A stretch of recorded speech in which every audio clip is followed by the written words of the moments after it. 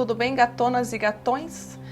Esse vídeo eu acho muito legal porque ele aborda um assunto que eu acho necessário, que é o seguinte: como pegar sua dor, suas feridas, suas neuroses e transformá-las em coisas úteis, positivas, que podem ajudar você a se aproximar do seu eu real e também a ser útil para os outros.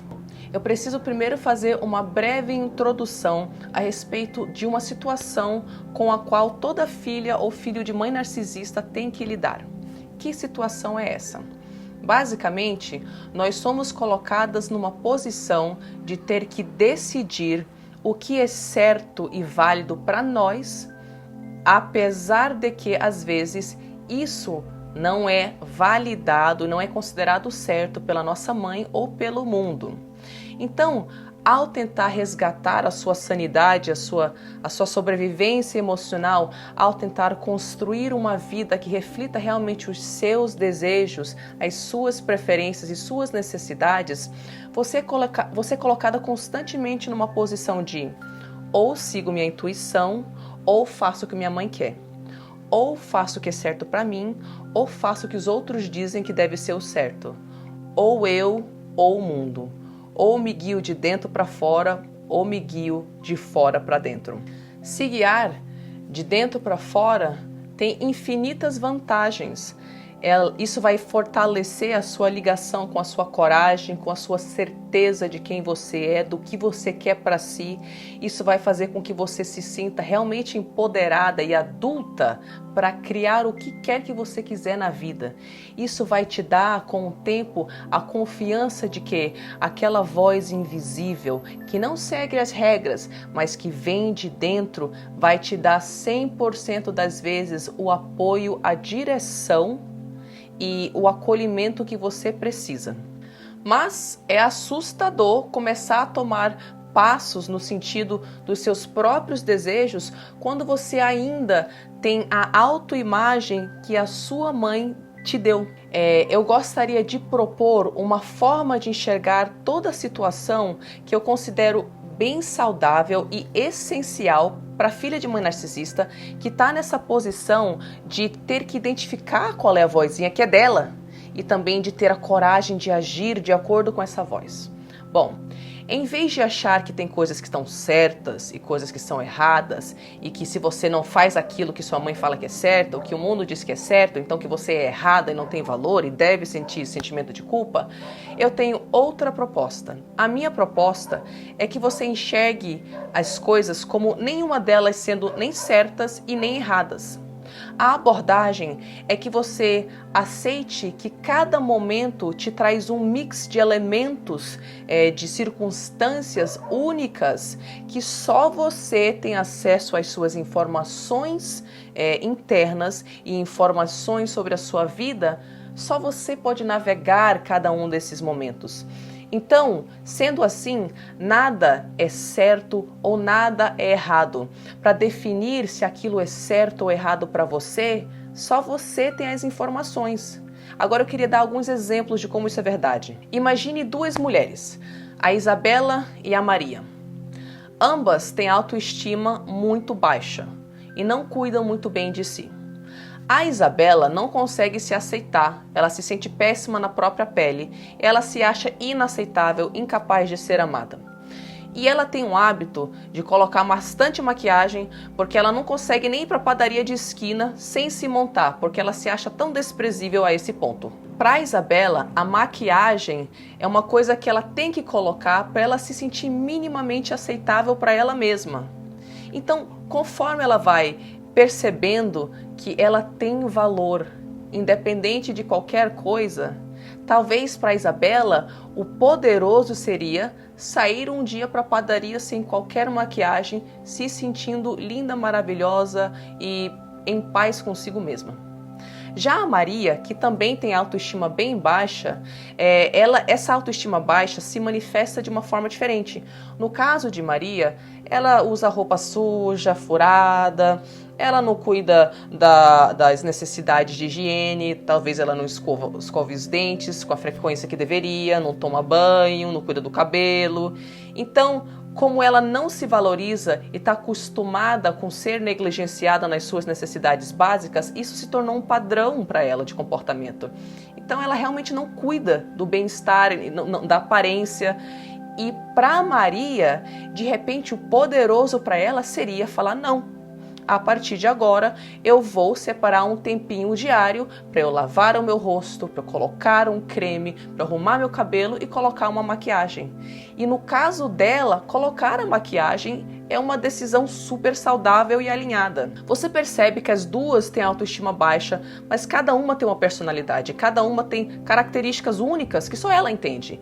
Então, a maquiagem para uma é certo e a maquiagem para outra é errada. Você entendeu? Vamos enxergar que toda a vida é assim e que, dependendo de cada contexto individual e cada pessoa, uma coisa pode ser certa para você e outra coisa pode ser errada. E só você tem como decidir. O que vai definir se algo é certo ou errado para você, além do seu contexto pessoal, é a sua energia por trás daquilo, é a sua intenção por trás daquilo. Por exemplo, digamos que você queira impor alguns limites, dizer alguns nãos e começar a exigir respeito da sua mãe. Você pode surtar um belo dia com ela, começar a xingar, gritar bastante, e toda vez que ela fala alguma coisa para te atingir, tu realmente te deixa ser atingida e fica entrando no jogo de manipulação dela, e a sua tentativa de criar um espaço seguro para você, na verdade, vira você entrando em mais uma guerra contra sua mãe. Com essa abordagem, com essa energia, de repente, não é no caso que você precisa o que vai ser mais útil, mais benéfico para você. Talvez, não sei qual é o seu caso específico, coisas bizarras também podem vir a ser positivas. Mas você pode ter a mesma decisão de estabelecer uns limites, dizer alguns nãos e ter outra intenção muito clara por trás. Antes de abordar a sua mãe, você pode falar consigo mesma e se dizer coisas do tipo: eu sei que eu preciso preservar as minhas necessidades e eu vou fazer por onde preservar a minha maior necessidade, que é de paz interna. Então, você aborda a sua mãe com outra intenção, a intenção de preservar a sua paz interna. E você sabe que para isso você não pode ser sugada para dentro do jogo da guerra de manipulação dela. Então o que você fala? Mãe, não para isso, não para aquilo, ponto final, e você se retira da situação, vai assistir um filme, vai ver seu namorado, vai fazer o que você quiser. Nesse caso, dentro do seu contexto, como você teve uma intenção muito clara, pré-definida para você de se preservar, então você acaba fazendo a mesma coisa, que é estabelecendo um limite, falando não, porém com uma energia totalmente diferente, e isso vai te trazer um resultado totalmente diferente. Então, olha que interessante, o que aquilo significa, aquele ato significa especificamente para nós dentro daquela situação, e a energia com a qual a gente faz aquilo é o que vai determinar se a ação foi certa ou se a ação foi errada para nós de acordo com os nossos objetivos. Tendo feito esse resumo e tendo explicado essa abordagem de que nada é certo ou errado, depende da sua intenção por trás, da sua circunstância e da energia que você coloca na ação, então eu gostaria de propor que nem as suas feridas, nem os seus traumas, nem as partes de você que você tem culpa, vergonha, que parece que tornam você fraca, nem essas partes não são nem certas ou erradas. E eu queria dar uns exemplos pessoais de como eu peguei as minhas dores, as minhas feridas e consegui interpretá-las de outra forma e usá-las com outra intenção, com outra energia, fazendo com que aquilo que era negativo para mim se tornasse super útil e super positivo. Por exemplo, muitas de vocês sabem que eu tive fobia social, que começou com 12 anos de idade. Eu tinha muito medo de sair de casa, eu não tinha amigos, não tinha nem muito família também, né? Tava em outro país e estava bem isolada, porque eu também não ia para a escola, eu fiz homeschooling, que é legalizado nos Estados Unidos, onde eu morava, a criança estuda em casa. Então, no meu medo de me relacionar com outras pessoas, eu precisava com quem desabafar, eu precisava de amigos e de alguém que me apoiasse. Então eu criei amigos imaginários e eu comecei a falar sozinha. ficava o dia inteiro, blá, blá, blá, blá, blá, blá, blá, blá, blá. Eu falava com a geladeira, falava com a poltrona, falava com a árvore. E eu fui durante muitos anos, até hoje eu falo sozinha, menos do que antigamente, que antes realmente era disfuncional, eu não conseguia focar em nada. E eu ia falando, e sempre parecia uma grande ferida minha, uma coisa que me tornava louca, né, fragmentada.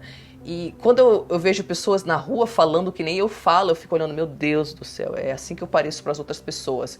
Então é uma coisa que facilmente você pode interpretar como sendo só negativo. Só que o que eu não percebi é que durante 22 anos de falar sozinha, e sempre tendo sido nerd, né, muito estudiosa, eu falava frequentemente das coisas que eu estava estudando, ou das coisas que estavam acontecendo dentro de mim. Então eu pegava conceitos e eu analisava eles, e eu sintetizava-os em palavras eficazes, que realmente me ajudasse a comunicar o que eu estava querendo comunicar. Eu não percebia que durante 22 anos eu estava aprendendo a me comunicar efetivamente. E hoje eu uso essa habilidade de pegar conceitos complexos, sintetizá-los e explicá-los de uma forma clara para o outro, para, por exemplo, fazer esse canal de YouTube, para falar abertamente sobre esse assunto. Essa minha capacidade de comunicação me ajuda horrores hoje como coach e como um ser humano mesmo, né, que se relaciona com as outras pessoas. E foram 22 anos de treinamento de loucura falando sozinho. Outra ferida que eu achava que era só negativa. Muitas filhas de mães narcisistas são colocadas na posição de mãe da mãe, de psicóloga da mãe.